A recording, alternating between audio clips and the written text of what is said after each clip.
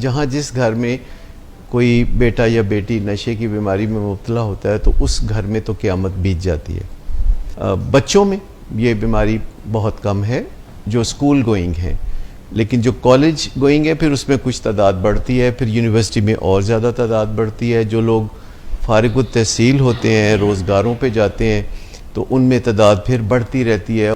जो बुनियादें हैं बच्चे की अगर मजबूत हों तो आगे जाके वो जिस कदर भी तालीम हासिल करे या जिस कदर भी ज़्यादा वो तरक्की करे, उसे नशे की ज़रूरत महसूस नहीं होगी, क्योंकि उसके अंदर वो सलाहियतें पहले से उजागर हो चुकी होंगी जिन्हें हम एग्जेक्टिव स्किल्स कहते हैं। अगर कोई किसी सरबराही के मनसब पे है या कोई ज़िम्मेदारी उठाए हुए है और उसे स्ट्रेस मैनेज नहीं करनी आती तो फिर वो नशे की तरफ रुझान हो सकता है। इसके अलावा इम्पल्सिविटी ये भी एक एग्जेक्टिव स्किल है कि आप पहले तोलें और फिर बोलें, फिर काम को शुरू करना जिसे हम टास्क इनिशिएशन कहते हैं, फिर अटेंशन दे सकना क्लास में या ज़िंदगी में किसी से बात करते हुए तवज्जो से उसकी बात को सुनना, ये जिसे सस्टेन्ड अटेंशन कहते हैं, ये भी एक एग्जेक्टिव स्किल है।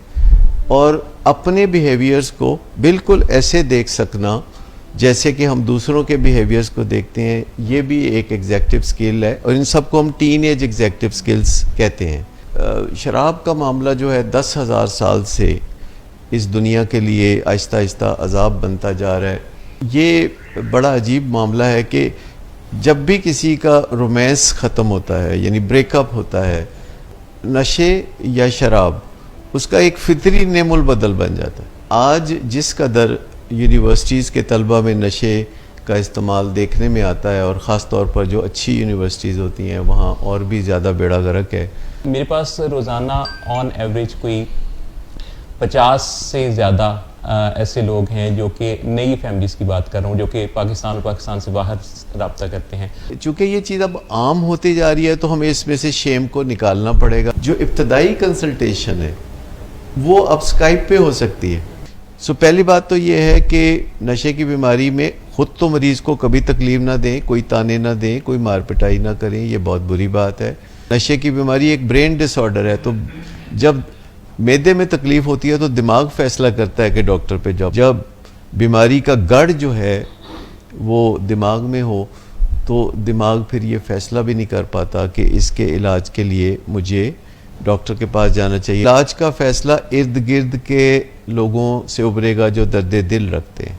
वो पहले जाएंगे किसी काउंसलर के पास और मौजू होगा गुफ्तगू का कि उस मरीज़ का इलाज कैसे किया जाए जो इलाज पे रज़ामंद नहीं है। अगर आप किसी बंदे के बेनिफिट के लिए कुछ कर रहे हैं और उसकी इजाज़त के बगैर कर रहे हैं तो ये बिल्कुल ये सही है और इसकी कानून जो है ताज़ीरात पाकिस्तान जो है वो इजाज़त देता है। हमने ये बाकायदा ये हाई कोर्ट से ये डिसीजन लिया 2000 में, जिसमें जस्टिस मोहम्मद नसीम साहब थे, और जज साहब ने यह भी लिखा कि किसी भी नशे के मरीज़ का इलाज जो है उसकी मर्ज़ी के बगैर करना ये हद से बेजा की डेफिनेशन में नहीं आता कि हम अदालत में किसी के जाने से पहले हम खुद ही चले जाते हैं। विलिंग वेस पूरे पाकिस्तान में और ख़ासकर पंजाब में वाहिद इदारा था जिसे पंजाब हेल्थ केयर कमीशन ने बाकायदा एक्सोनरेट किया है on the basis of standard which we are maintaining. एक बहुत लंबा अरसा माँ बाप जो हैं वो इस उम्मीद में ज़ाया कर देते हैं कि अच्छा ये खुद ही छोड़ देगा या इसकी मर्ज़ी नहीं होगी जब तक, तो ये इससे हम कैसे छुड़वा लेंगे। जी, जो आपने यूनिवर्सिटियों की बात की तो नेचुरली दुनिया भर में ये एक मसला दरपेश है और इसमें खाली स्टूडेंट्स का मामला नहीं है जब तक कि उन्हें टीचर्स की ब्लेसिंग हासिल ना हो। जो अमली मुजाहरा है इंतज़ामी सलाहियतों का या मूड मैनेजमेंट के जो मामलात हैं या जो दुनियादारी के जो मामलात हैं, स्कूल कॉलेज और यूनिवर्सिटी में ये करिकुलम का हिस्सा होना चाहिए। नशे के मरीज़ के साथ 5-7 साल रहते हुए उसकी बीमारी का साया फैमिली पर भी पड़ जाता है। जी, मुख्तसर मैं ये कहूँगा कि वैसे तो हम सब में ही इस्लाह की ज़रूरत होती है, लेकिन जब हमें किसी डिसीज़ का सामना होता है तो ये ज़रूरत और भी बढ़ जाती है।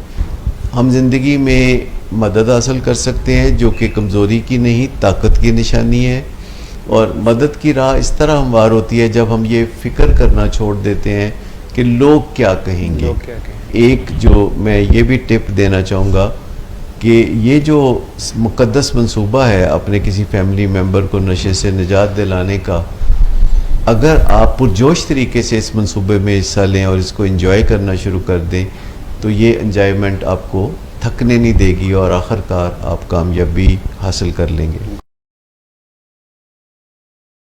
जहाँ जिस घर में कोई बेटा या बेटी नशे की बीमारी में मुब्तला होता है तो उस घर में तो क़यामत बीत जाती है। और ओवरऑल दुनिया में चूँकि ये मसला पिछले 50 साल से बहुत बढ़ रहा है तो पाकिस्तान में भी यही सूरत हाल है और अमेरिका में पाकिस्तान से ज़्यादा लोग नशे की बीमारी में मुब्तला हैं और वहाँ पूरे अमेरिका में 9.1% लोग नशे की बीमारी में मुब्तला है और पाकिस्तान में सूरत हाल इससे काफ़ी कम है क्योंकि पाकिस्तान में जो सरकारी अदाद-ओ-शुमार है उसके मुताबिक 76 लाख लोग नशे की बीमारी में मुब्तला है। लेकिन ये कहने का मतलब इसको अंडर एम्फेसाइज नहीं करना बल्कि इस बात की अहमियत को मैं बहुत उजागर करना चाहूँगा। मसला बहुत अहम है।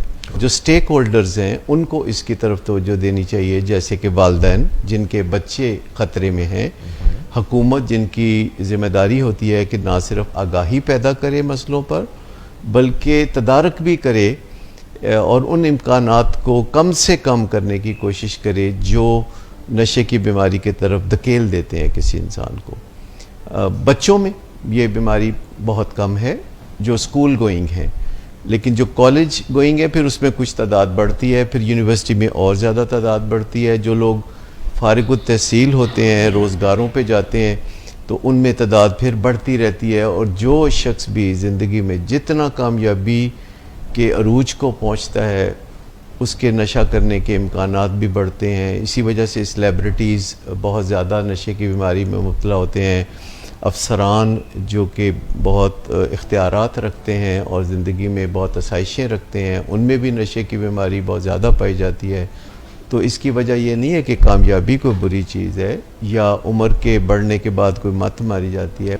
जो बुनियादें हैं बच्चे की अगर मजबूत हों तो आगे जाके वो जिस कदर भी तालीम हासिल करे या जिस कदर भी ज़्यादा वो तरक्की करे उसे नशे की ज़रूरत महसूस नहीं होगी क्योंकि उसके अंदर वो सलाहियतें पहले से उजागर हो चुकी होंगी जिन्हें हम कहते हैं एग्जेक्टिव स्किल्स कहते हैं। अगर कोई किसी सरबराही के मनसब पे है या कोई ज़िम्मेदारी उठाए हुए है और उसे स्ट्रेस मैनेज नहीं करनी आती तो फिर वो नशे की तरफ रुझान हो सकता है। इसके अलावा इम्पल्सिविटी यानी अचानक जो लोग कोई ना कोई फ़ैसला करते हैं और अमल कर गुज़रते हैं, कोई बात मुंह से सोचे समझे बिना निकाल देते हैं जिसका बाद में बहुत फॉल आउट होता है, खुमियाजा भुगतना पड़ता है। तो ये भी एक एग्जेक्टिव स्किल है कि आप पहले तोलें और फिर बोलें। अच्छा, एग्जेक्टिव स्किल्स में फिर ये भी है कि आपके अंदर लचक हो, आप हमेशा मुश्किलात को देखते हुए अपनी पॉलिसी में थोड़ा सा रद्दोबदल कर दें, चेंज कर सकें। जैसे यू टर्न ले लेना। नहीं, यू टर्न लेना जो है वो तो बड़ी बात है, वो तो है कि आप अपने गोल से बिल्कुल उल्टी डायरेक्शन में चल जाएं। लेकिन जैसे चींटी होती है तो वो कभी यू टर्न नहीं लेती, आप उसका जितना भी रास्ता रोकें चींटी अपने मंजिल की तरफ ही चलती है। अगर आप कोई रुकावट खड़ी कर दें तो वो साइड से गुजर के डिविएट करके फिर उसी जानिब चलती है। यू टर्न जो होता है ये तो वापसी का सफ़र है, फिर काम को शुरू करना जिसे हम टास्क इनिशिएशन कहते हैं, फिर अटेंशन दे सकना क्लास में या ज़िंदगी में किसी से बात करते हुए तवज्जो से उसकी बात को सुनना, ये जिसे सस्टेन्ड अटेंशन कहते हैं, ये भी एक एग्जेक्टिव स्किल है। और अपने बिहेवियर्स को बिल्कुल ऐसे देख सकना जैसे कि हम दूसरों के बिहेवियर्स को देखते हैं, ये भी एक एग्जेक्टिव स्किल है। और इन सबको हम टीन एज एग्जेक्टिव स्किल्स कहते हैं। और teen age executive skills teen age में नहीं हासिल की जाती, ये टीन एज से पहले हासिल की जाती हैं। अच्छा, जब लोग एग्जेक्टिव स्किल्स हासिल नहीं कर पाते, जो कि हमारे स्कूल, कॉलेज और यूनिवर्सिटी का वतीरा ये नहीं है कि एग्जेक्टिव स्किल्स सिखाई जाए, बल्कि वो वहाँ हमें इंफॉर्मेशन देते हैं। एक दफ़ा जब हम अपने आप को मूड और मिजाज बदलने की ड्रग्स या अल्कोहल के हवाले करते हैं या ऐसे लोगों का साथ अपना लेते हैं जो इन अशगाल में मसरूफ़ हैं, तो हमारी बागडोर हमारे हाथ में फिर नहीं रहती। डॉक्टर सदाकत अली बड़ी अहम और बड़ी हट के बात कहते हैं कि बर वक्त बच्चों को नशे के ख़िलाफ़ हिफाजती टीके लगवा लीजिए। इस पे बात करेंगे इस ब्रेक के बाद, हमारे साथ रहिए। बीमारियां दोनों बहुत मिलती जुलती हैं, यानी दोनों बीमारियां प्राइमरी हैं, जिसका मतलब है कि इसके अंदर मौरूसी वजूहात हो सकती हैं, और दोनों बीमारियां जो हैं उसके लिए ज़रूरी नहीं कि पहले कोई बीमारी हो, ये अज़ खुद जन्म ले सकती है। जैसे प्राइमरी एजुकेशन होती है तो पहले कोई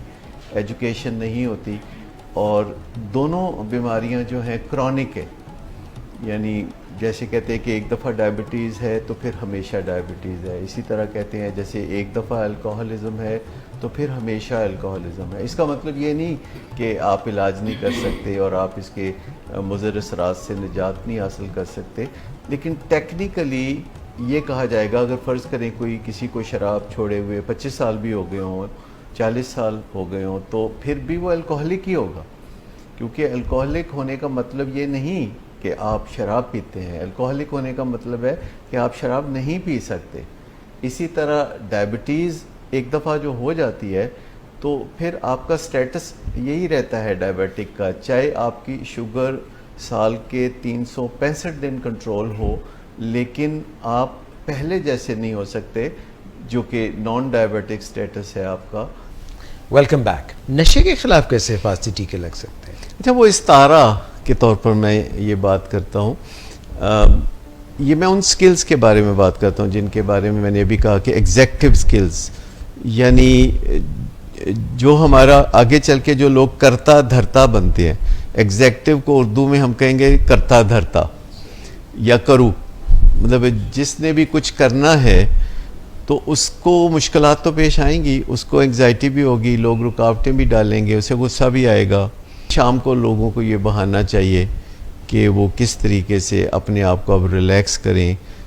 शराब का मामला जो है 10,000 साल से इस दुनिया के लिए आहिस्ता आहिस्ता अजाब बनता जा रहा है, और जो चीज़ जितनी पुरानी होती है वो उतनी फेमिलियर होती है। आप देखिए शायर जो है वो शराब का किस तरह रोमानवी अंदाज में ज़िक्र करते हैं, यानी ब्रेकअप होता है, नशे या शराब उसका एक फितरी नेमुल बदल बन जाता है। पेरेंट्स को एग्जेक्टिव स्किल्स सिखानी चाहिए या हिफाजती टीकों की आप बात करें, पेरेंट्स शुरू में तो ये व्यू ही नहीं कर पाएंगे, बिकॉज वो तो अपने बच्चों के बारे में बेहतरी मुस्तकबिल को व्यू करते हैं और ये विजन रखते हैं। तो क्या पेरेंट्स को ये सोचने की ज़रूरत है कि चाहे अच्छा वो सोचें अपने बच्चों के बारे में, फिर भी उनको ये एजुकेशन उनको देनी चाहिए?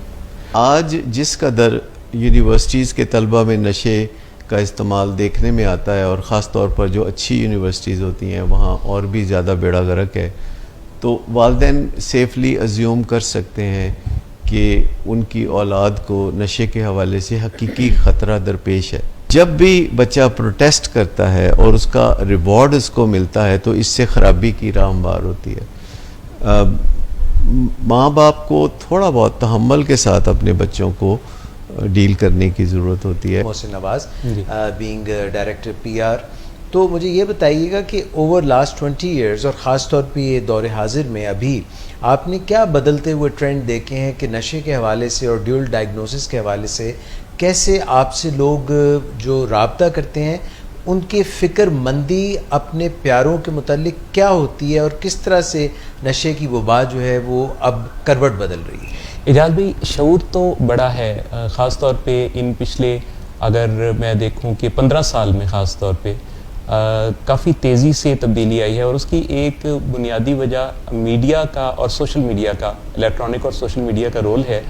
और मुझे बहुत अच्छी तरह से याद है कि जब डॉक्टर सदाकत अली साहब की शिरकत TV प्रोग्राम्स में एक सीक्वेंस के साथ ज़्यादा तवातुर के साथ होने लगी, तो फिर कॉल्स का नंबर बहुत बढ़ने लगा और लोगों को शऊर मिलने लगा कि कुछ ऐसी चीज़ें भी हैं जो कि अनडिस्कसेबल हैं, जिनको डिस्कस करने की ज़रूरत है जी। तो नशे की बीमारी में बहुत सारी रुकावटें हायल होती हैं और फैमिली के बहुत सारे कंसर्न्स होते हैं। मेरे पास रोज़ाना ऑन एवरेज कोई 50 से ज़्यादा ऐसे लोग हैं जो कि नई फैमिलीज़ की बात कर रहा हूँ, जो कि पाकिस्तान और पाकिस्तान से बाहर रब्ता करते हैं। Short break. अहले खाना समझते हैं कि नशा करना या शराब पीना मसला है, मरीज समझता है कि नहीं, ये तो मेरे मसले का हल है, क्योंकि वो इसलिए नशा नहीं कर रहा होता कि वो कोई मुसीबत में फंसे। उसकी नीयत तो ये होती है कि मेरा जो ख़राब मूड है वो अच्छा हो जाए, और काफ़ी अरसे तक वो ऐसा होता भी रहता है जब तक कि नशे की बीमारी नहीं आती, जो कि एक जिस्मानी बीमारी है। यानी जिस्मानी तौर पर अगर कोई नशा करने के काबिल होता है तो उतनी ज़्यादा मुसीबतें नहीं आती, लेकिन जब कोई जिस्मानी तौर पर नशा करने के काबिल नहीं रहता और फिर भी नशा करता है तो फिर बहुत बर्बादी होती है। जब कोई अहले खाना देखते हैं कि उनका मरीज नशे की बीमारी में मुब्तला है, उनकी तमाम तर कोशिशों के बावजूद वो टस से मस नहीं हो रहा, तो वो डिनाइल में चले जाते हैं, कहते कोई नहीं, बस अनकरीब ये छोड़ ही देगा, किसी किस्म की मदद की ज़रूरत ही नहीं है, क्योंकि मदद के ख्याल से ही उन्हें उस मसले की संगीनी का एहसास होता है। शराब के ज़ेरे असर होना और बात है, लेकिन अल्कोहलिज्म में एल्डिहाइड के ज़ेरे असर होना बिल्कुल दूसरी बात है। लेकिन लकीर खींचने का कोई बंदोबस्त किसी आम घराने में नहीं होता कि ये शराब पीने का मामला है या ये बलानोशी या अल्कोहलिज्म का मामला है।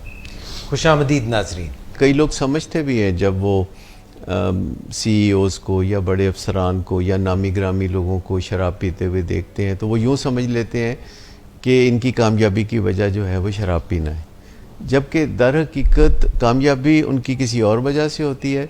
दुनिया भर में जो हुक्मरान हैं उनके अंदर भी ये नशों का इस्तेमाल या शराब का इस्तेमाल जो है वो ज़्यादा से ज़्यादा पाया जाता है। पाकिस्तान की तारीख पे नज़र डालें तो बहुत लाजवाब हुक्मरान भी ऐसे गुज़रे जिन्हें अपने मूड और मिजाज को मुनज़्ज़म करने के लिए नशे का सहारा लेना पड़ता था। ये किस कदर बेबसी की बात है। मरीज़ का भी नशे के साथ या शराब के साथ जो ताल्लुक़ है वो लव हेट रिलेशनशिप होता है। चूँकि ये चीज़ अब आम होती जा रही है तो हमें इसमें से शेम को निकालना पड़ेगा, क्योंकि जब तक शेम को नहीं निकालेंगे तब तक इलाज की राह हमवार नहीं होगी। जो इब्तदाई कंसल्टेशन है वो अब स्काइप पे हो सकती है, वो टेलीफोन पे भी हो सकती है, और फिर जब एतमाद बहाल हो जाता है, फिर जब बहुत सारी मालूमात हासिल हो जाती हैं, जब उम्मीद के चिराग जलने लगते हैं तो शर्म कम हो जाती है। तो पाकिस्तान में जो लोग बहुत ज़्यादा कामयाबियों के झंडे गाड़ने वाले लोग हैं, उनके लिए भी काफ़ी मुश्किल होती है इस बारे में बात करना, अपने प्यारे के लिए बात करना, अपनी पहचान को ज़रा हाइड रखना। एक तो शेम का पहलू है जी, दूसरा पहलू जो इसके अलावा है वो डुअल डिसऑर्डर का है कि जब नशे की बीमारी, जो कि बजाते खुद एक ब्रेन डिसऑर्डर है, और उसके साथ एक मूड डिसऑर्डर या बाइपोलर डिसऑर्डर या कोई डिप्रेशन का मामला भी अगर हो तो ये फिर काफ़ी मुश्किल मामला हो जाता है, क्योंकि मरीज़ तावन नहीं करता, वो अपने नशे के हक़ को महफूज रखने के लिए एग्रेसिव बिहेवियर करता है, वो दुनिया भर की लॉजिक्स लाता है, क्योंकि उसको हर हालत में नशा करना है, हर रोज़ नशा करना है, और इस मकसद को हासिल करने के लिए उसे फिर ऐसी कोई लॉजिक निकाल के लाना होगी कि दूसरा रुकावट पैदा करना छोड़ दे। वो ख़ुद अपने घर वालों को मायूस करता है कि मैंने नहीं छोड़ना नशा, आप बराए मेहरबानी मेरी ज़िंदगी में दखल मत दें। छोटी सी ब्रेक लेंगे। जहाँ तक एडिक्शन और अल्कोहलिज्म का ताल्लुक है, इसमें ये याद रखना चाहिए कि दो बिहेवियर हैं फैमिली मेम्बर्स के जिसके ऊपर एडिक्शन या अल्कोहलिज्म पलती है और फलती फूलती है। उनमें से एक अनेबलिंग है और एक प्रोवोकिंग है। प्रोवोकिंग ये है बुरा भला कहना, लानत मुलामत करना, तंज़े करना, लेकिन अनेबलिंग के ज़ुमरे में ये आती है कि उसकी ज़िम्मेदारियाँ खुद उठा लेना, उसके बच्चों की ज़िम्मेदारियाँ खुद उठा लेना। तो जब हम दूसरे के लिए ये सब कुछ कर रहे होते हैं तो इसको हम अनेबलिंग कहते हैं। अनेबलिंग एक्चुअली पॉजिटिव वर्ड है, लेकिन एडिक्शन की दुनिया में ये नेगेटिव वर्ड है। वैसे अनेबलिंग का मतलब होता है किसी को किसी काबिल बनाना, लेकिन अगर हम किसी को नशा करने के काबिल बनाते हैं या नशा करने में किसी न किसी तरह की मुआवनत कर रहे हैं तो अनेबलिंग यहाँ एक नेगेटिव टर्म के तौर पर हम इस्तेमाल करते हैं। कुछ पेन किलर जो नारकोटिक्स हैं, कुछ पेन किलर जो नारकोटिक्स नहीं है, जैसे ब्रूफिन है तो ये ड्रग ऑफ एडिक्शन नहीं है, और सोसेगोन है तो वो ड्रग ऑफ एडिक्शन है। वेलकम बैक नाजरीन।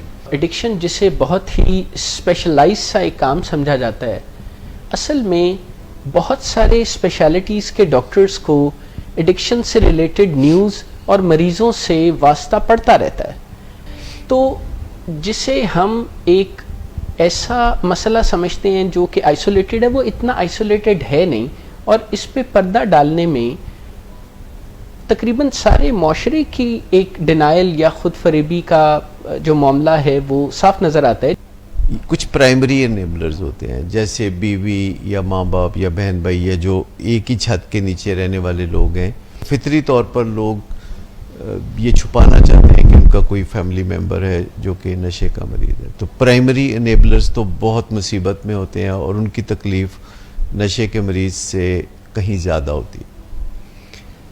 फिर सेकेंडरी एनेबलर्स होते हैं जो वर्क प्लेस पे कोशिश कर रहे होते हैं कि ये बंदा जो हमारा दोस्त है और नशे की बीमारी में मुब्तला है, वो उसकी नौकरी को बचाने के लिए मुआविन साबित हो जाते हैं। फिर टर्शरी एनेबलर्स भी हैं जिनको बहुत ज़्यादा हालात का पता नहीं होता, लेकिन वो सोचते हैं कि अगर कोई बंदा ट्रैंक्विलाइज़र लेता है या नशा करता है या शराब पीता है तो ये दुखी तो होगा, और उसके दुख दूर करने के लिए कुछ ना कुछ हिस्सा वो भी ज़रूर डालते हैं। वैसे भी लोग चाहते हैं कि दूसरों के जॉब या नौकरी सलामत रहे, लेकिन नशे के मरीज़ों के लिए दिलो जान से लोग ये कोशिश कर रहे होते हैं कि उसको कोई खुमियाजा ना भुगतना पड़े, जबकि इंसान लेक्चर से उतना नहीं सीखता जितना तजर्बे से सीखता है। सो पहली बात तो ये है कि नशे की बीमारी में ख़ुद तो मरीज़ को कभी तकलीफ़ ना दें, कोई ताने ना दें, कोई मार पिटाई ना करें, ये बहुत बुरी बात है। उसके साथ कोई ऐसा काम ना करें जो गैर अखलाकी है या गैर शरई है या गैर कानूनी है।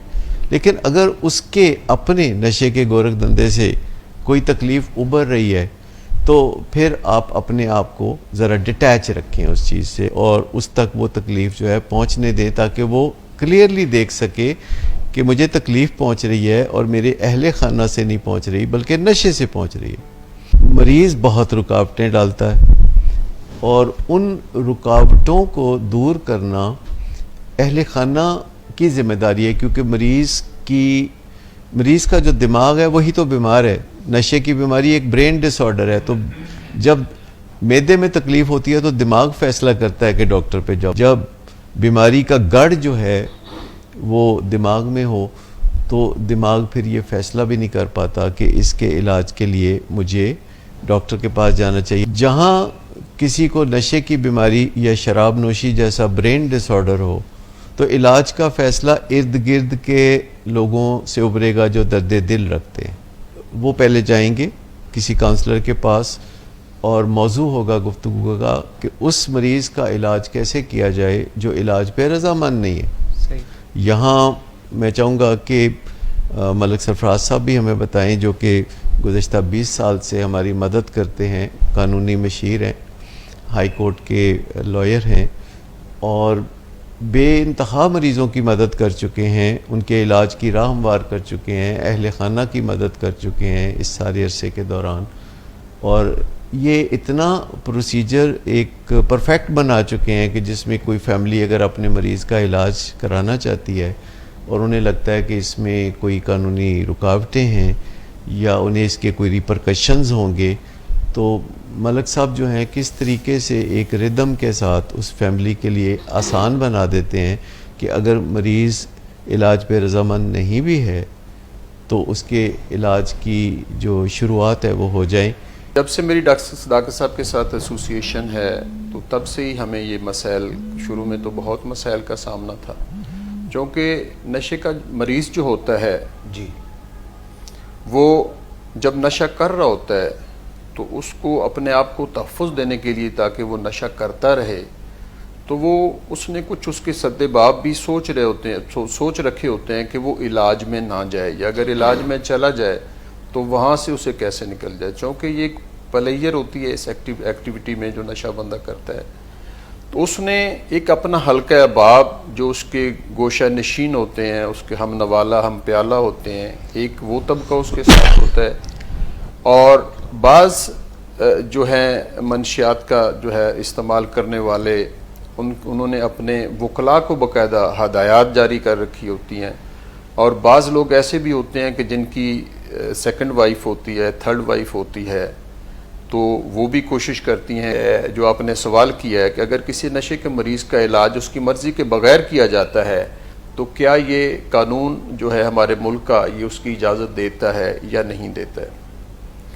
वो इस तरह से है कि हमारा जो कानून बेसिक जो है ताज़ीरात पाकिस्तान है, जिसको हम पाकिस्तान पीनल कोड कहते हैं, और उसमें बाकायदा ये प्रोविज़न मौजूद है कि अगर आप किसी बंदे के बेनिफिट के लिए कुछ कर रहे हैं और उसकी इजाज़त के बग़ैर कर रहे हैं तो ये बिल्कुल ये सही है, और इसकी कानून जो है ताज़ीरात पाकिस्तान जो है वो इजाज़त देता है। हमारे मज़हब में भी है कि इन्नमल अअमालु बिन्नियात। हमारी लॉ में एक टर्म है मेंजरिया, कि अगर मैं कोई काम कर रही हूँ उसके पीछे मेरी नीयत ठीक है तो वो जुर्म नहीं है। हाई कोर्ट की वर्डिक्ट भी तो है।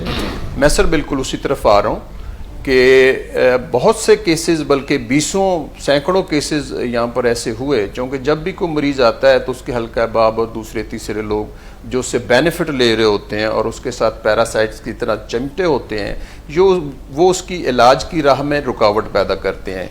हमने ये बाकायदा ये हाई कोर्ट से ये डिसीजन लिया 2000 में, जिसमें जस्टिस मोहम्मद नसीम साहब थे। उनकी अदालत में 2 पेशेंट थे, वो हमारे इदारे से उनके रेस्क्यू करने के लिए, उनकी रिहाई के लिए हद से बजा की पिटीशन दायर की।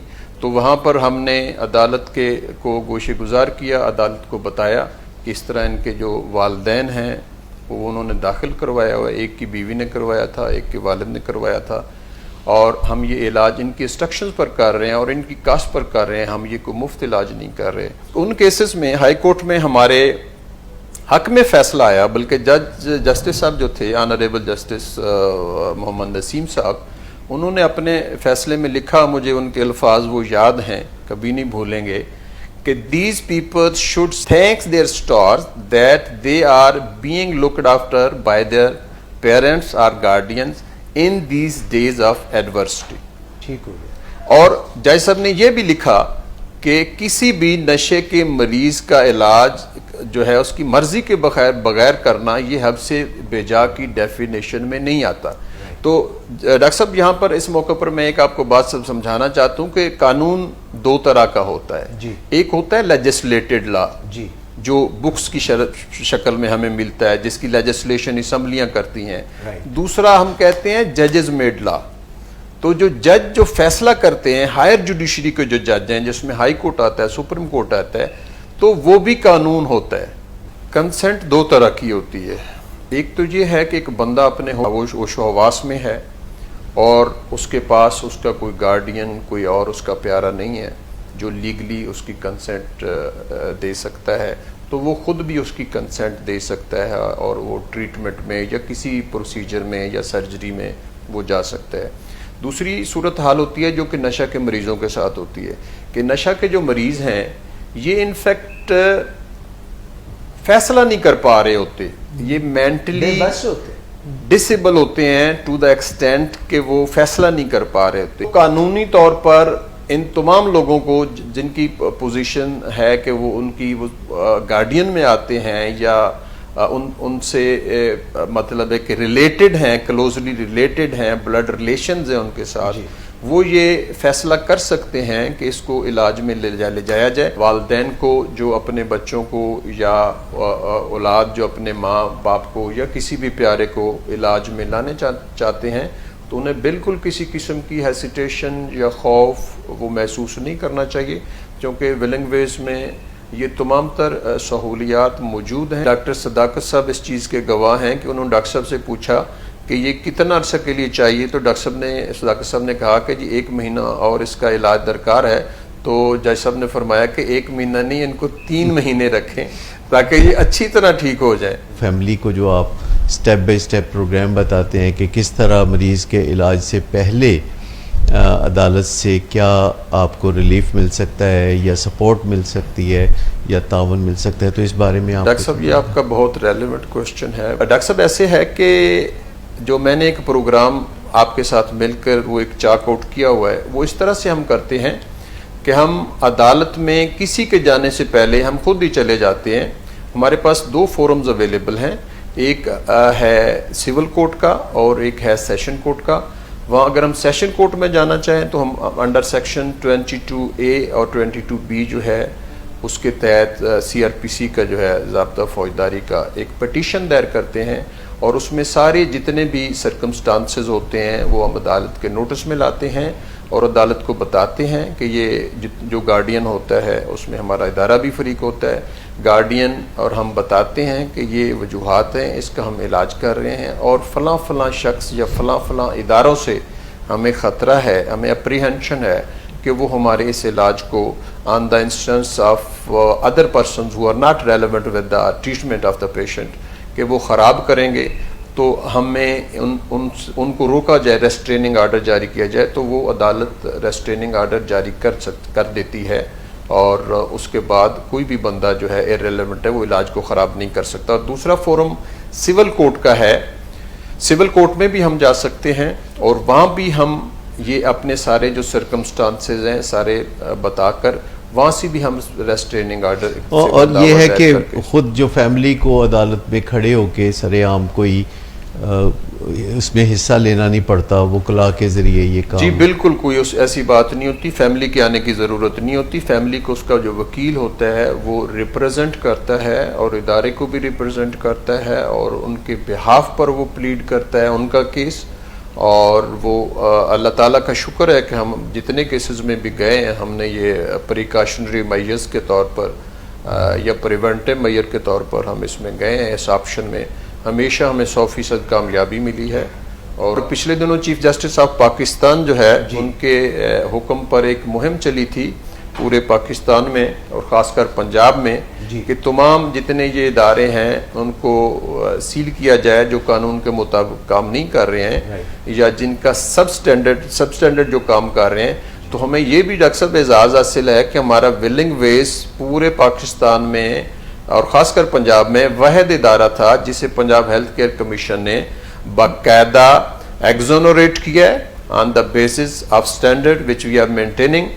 और उसके बाद मॉडल के तौर चीज़ें एक मॉडल के तौर पर उन्हें और बाकी जितने इदारे थे वो सारे उन्होंने सील किए, बंद किए, लेकिन हमें उन्होंने क्लीन चिट दी और रिटर्न हमें उन्होंने एक लेटर दिया कि आप बिल्कुल उन म्यारात पर पूरा उतरते हैं जो पंजाब हेल्थ केयर कमीशन ने कायम किए हैं और आप अपना इदारा चला सकते हैं। हमारे साथ इस वक्त तशरीफ़ रखते हैं हमारे एडिक्शन साइकोलॉजिस्ट हैं, किंग्स कॉलेज लंदन से फारिग तहसील होकर मास्टर्स करके तशरीफ़ लाए हैं अब्दुर्रहमान सदाकत साहब। मैं आपसे सवाल करना चाहूँगा, you are a young man, आपके पास अक्सर ऐसे पेशेंट्स आते हैं जिनकी आप यंगस्टर्स की काउंसलिंग करते हैं, वो ड्रॉप आउट्स होते हैं, वो अपनी तालीम छोड़ चुके होते हैं या उनके कोई रिलेशनशिप प्रॉब्लम्स हो रहे होते हैं, तो इस पे आप हमें ज़रा ओवरव्यू दें। असल में यूनिवर्सिटीज़ जो पाकिस्तान में भी या बाहर जो बहुत बड़ी और मशहूर यूनिवर्सिटीज़ हैं उनमें काफ़ी जो ट्रेंड एक शुरू होता है अगर एडिक्शन का, तो वो शुरू होता है सिगरेट स्मोकिंग की तरफ से।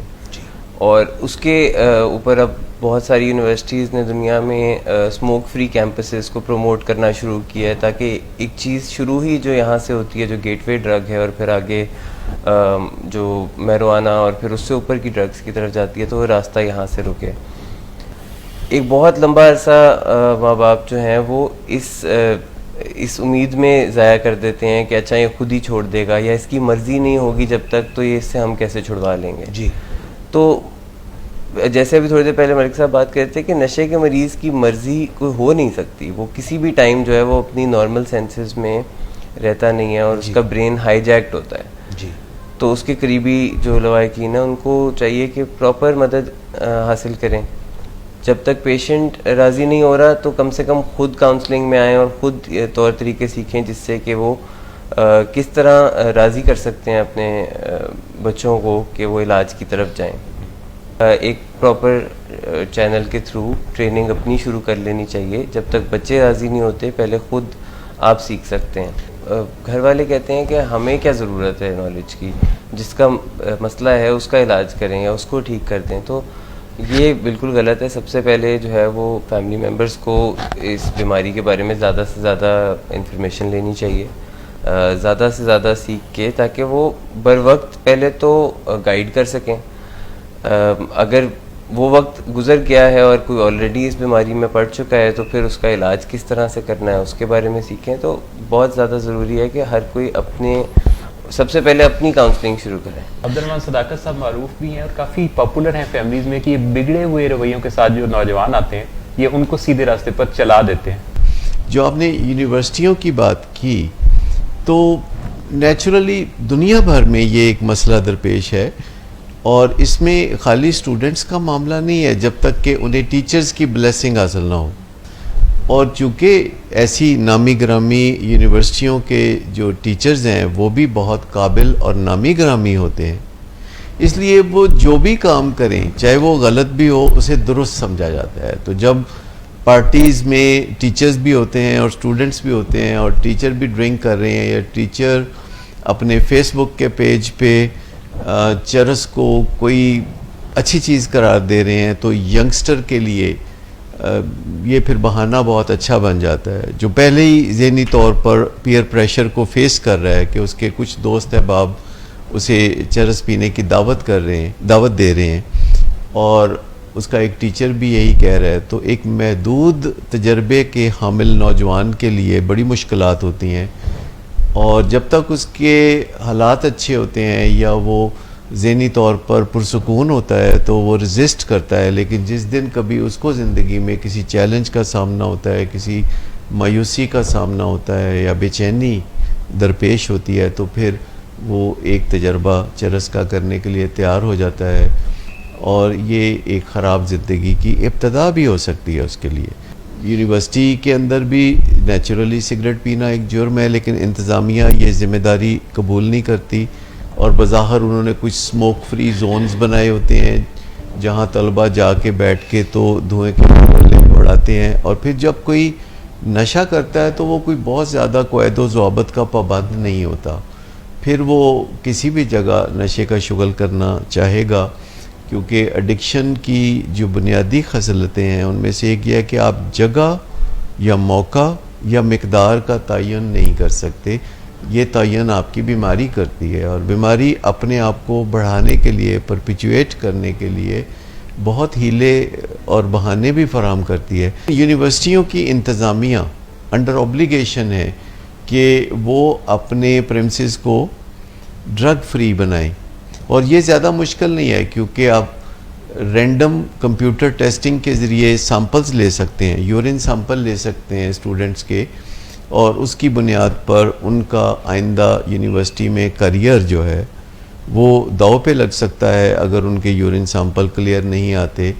इसी तरह इंतज़ामिया में और तदरीस के अमले में भी ऐसी यूरिन सैंपलिंग होनी चाहिए और अगर कोई यूनिवर्सिटी इस किस्म के इक़दाम करे तो इब्तदाई तौर पर उन्हें कुछ मुश्किलात पेश आ सकती हैं, लेकिन यही वो यूनिवर्सिटी होगी कि जो वालिदैन का एतमाद जीतने में कामयाब होगी। ख़ास प्लान के तहत स्टेप बाय स्टेप ऐसे इक़दाम करते हैं जिससे कि यूनिवर्सिटी ड्रग से बहुत आसानी से पाक हो सकती है, लेकिन इसमें कम से कम 2% तलबा को इस प्रोग्राम में आखिरकार आपको यूनिवर्सिटी से खारिज करना पड़ेगा। और मैं समझता हूँ कि जहाँ 98% तलबा के मुस्तकबिल का सवाल हो वहाँ 2% कोई बहुत बड़ा लॉस नहीं है।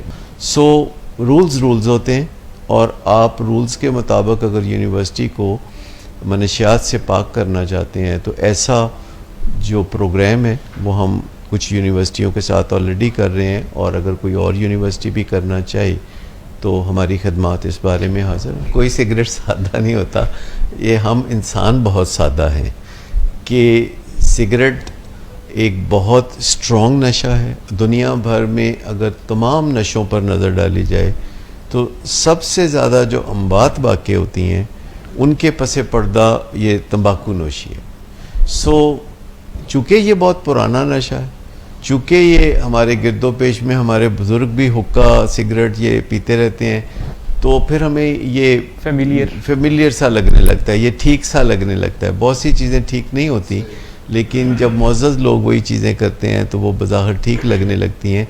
हकीकत इसके बरक्स है। मैं समझता हूँ कि शायद ही कोई मरीज़ होगा जो एकदम हार्डकोर ड्रग्स पे जाए, जैसे हेरोइन या कोकेन या क्रिस्टल मेथिस पे। शुरू में लोग सिगरेट से आगाज़ करते हैं। जो लोग अपने मन में मुश्किलात महसूस करते हैं, अपने जज्बात में उलझनों का शिकार होते हैं, तो उसको सीधे रास्ते से अपनी उलझनों को ठीक करने की जो बहुत आसान है। अगर कोई नींद पूरी करे और वॉक करे यानी एक्सरसाइज करे और सस्ता खाना खाए, तो मैं समझता हूँ कि ये 3 इकदामात करने से ही मूड और मिजाज के बहुत से मसले हल हो जाएंगे। अगर हम एक दूसरे के साथ रिश्ता निभाते हुए बातचीत को सहारा बनाएं और बॉडी लैंग्वेज को यूज़ ना करें और हाथापाई ना करें, तो फिर कोई सवाल ही पैदा नहीं होता कि हमें मूड डिसऑर्डर का सामना हो। ये चंद छोटी छोटी चीज़ें हैं। मूड का ताल्लुक एक्चुअली हमारी जिस्मानी सेहत से है, बायोलॉजी से है, इसका ताल्लुक साइकोलॉजी से नहीं है। लोग समझते हैं कि ये कोई नफ्सियाती मसले हैं। एक्चुअली मूड डिसऑर्डर का आगाज़ हमारी जिस्मानी सेहत के अच्छा या बुरा होने से ताल्लुक़ रखता है। सबसे अहम बात, अगर इनमें से कोई एक बात अहम है, तो वो ये है कि ठीक वक्त पे सोना और कम से कम 8 घंटे सॉलिड नींद हासिल करना। ये हमारे लिए एक अच्छा आगाज़ होगा अपनी ज़हनी सेहत को बरकरार रखने के लिए। और फिर पैदल चलने के मौके सारा दिन ढूंढते रहना। सिगरेट के बारे में ख़ास तौर पर मैं ये कहना चाहूँगा कि अगर फैमिली में किसी ने सिगरेट का आगाज़ कर दिया है तो आप इसे मनशियात का आगाज़ ही समझें, यानी ख़त को तार समझें तो अच्छा है। आज की गुफ्तगू से सर मैं ये समझाऊँ कि जितनी भी ये मुनशियात परस्ती, मैं इसे कहूँगा कि ये मुनशियात परस्ती जो है, इसके पीछे जो है सबसे बड़ा फैक्टर वो ये है कि स्ट्रेस। तो अच्छा, ये जो आपने टर्म बोली है ये इस्तारा नहीं है, ये हकीकत है, ये मनशियात परस्ती। जनाब ठीक, अगर आप डीप डाउन बातचीत करते हुए महसूस करना चाहें किसी भी एडिक्ट के साथ या अल्कोहलिक के साथ, तो आप जल्द ये बात जान लेंगे कि वो नशे के हवाले से बहुत गहरा रिश्ता रखता है। ये ऐसा रिश्ता होता है सेंसिटिव, जैसे इंसान का अपने मज़हब के साथ रिश्ता होता है। ये जो स्कूल कॉलेज की एजुकेशन है, मैं समझता हूँ कि इसमें इनकलाब की ज़रूरत है, और वो इनकलाब कुछ इस नौइयत का है जिसकी ज़रूरत है कि जो मालूमात हैं वो तो अब इंटरनेट पे अवेलेबल हैं, गूगल पे अवेलेबल हैं, यूट्यूब पे अवेलेबल हैं, लेकिन जो अमली मुजाहरा है इंतज़ामी सलाहियतों का या मूड मैनेजमेंट के जो मामलात हैं या जो दुनियादारी के जो मामलात हैं, स्कूल कॉलेज और यूनिवर्सिटी में ये करिकुलम का हिस्सा होना चाहिए। मैं एक जो है ब्रेक चाहूँगा यहाँ पे और उसके बाद पलट के आते हैं। अहले खाना समझते हैं कि नशा करना या शराब पीना मसला है। मरीज़ समझता है कि नहीं, ये तो मेरे मसले का हल है, क्योंकि वो इसलिए नशा नहीं कर रहा होता कि वो कोई मुसीबत में फंसे। उसकी नीयत तो ये होती है कि मेरा जो ख़राब मूड है वो अच्छा हो जाए, और काफ़ी अरसे तक वो ऐसा होता भी रहता है जब तक कि नशे की बीमारी नहीं आती, जो कि एक जिस्मानी बीमारी है। यानी जिस्मानी तौर पर अगर कोई नशा करने के काबिल होता है तो उतनी ज़्यादा मुसीबतें नहीं आती, लेकिन जब कोई जिस्मानी तौर पर नशा करने के काबिल नहीं रहता और फिर भी नशा करता है तो फिर बहुत बर्बादी होती है। जब कोई अहले खाना देखते हैं कि उनका मरीज़ नशे की बीमारी में मुब्तला है, उनकी तमाम तर कोशिशों के बावजूद वो टस से मस नहीं हो रहा, तो वो डिनाइल में चले जाते हैं, कहते कोई नहीं, बस अनकरीब ये छोड़ ही देगा, किसी किस्म की मदद की ज़रूरत ही नहीं है, क्योंकि मदद के ख्याल से ही उन्हें उस मसले की संगीनी का एहसास होता है। शराब के ज़ेर असर होना और बात है, लेकिन अल्कोहलिज्म में एल्डिहाइड के ज़ेर असर होना बिल्कुल दूसरी बात है। वेलकम बैक नाजरीन। समटाइम फैमिलीज क्राइसिस की वजह से जब हिट रॉक बॉटम हो जाता है और फैमिली कंटेन कर लेती है, क्राइसिस में इंटरवीन कर लेती है और पेशेंट हमारे पास ट्रीटमेंट में आ जाता है। बहुत दफ़ा ये देखा गया है कि ट्रीटमेंट में स्मूथ जा रहा है और पेशेंट बेहतर हो रहे हैं, बिकॉज फिजिकली वो इम्प्रूव हो रहे होते हैं, डिटॉक्सिफिकेशन हो रही होती है। ये भी है, जब इमिनेंट डेंजर फैमिली की नज़र में से निकल जाता है ना, जो फिजिकल उसकी अपीयरेंस और हेल्थ होती है, कि वो देखने में ठीक ठाक कुछ थोड़ा सा लगने लगे, उसके बाद वो उसकी साइकोलॉजिकल लर्निंग को इतना इम्पोर्टेंट नहीं नहीं समझते और समझते। कहते हैं कि बस अब ये ठीक तो हो गया तो घर जाना। क्योंकि पहले तो वो इनकारी होता है कि मसला ही कोई नहीं, और अब वो कह रहा है कि आइंदा मैं करूंगा नहीं, तो एक वादा वो अब और वो ये कहता है कि मैंने अपना सबक बड़ी अच्छी तरह सीख लिया है, तो इस दफ़ा जो आपने करा दिया इसके बाद अब दोबारा और फैमिली भी बीमार हो चुकी होती है, इसको हम शेडो इलनेस कहते हैं कि जो प्राइमरी क्रॉनिक बीमारियां होती हैं या जो बड़ी बीमारियां जिनको कहते हैं, जैसे डायबिटीज़ है या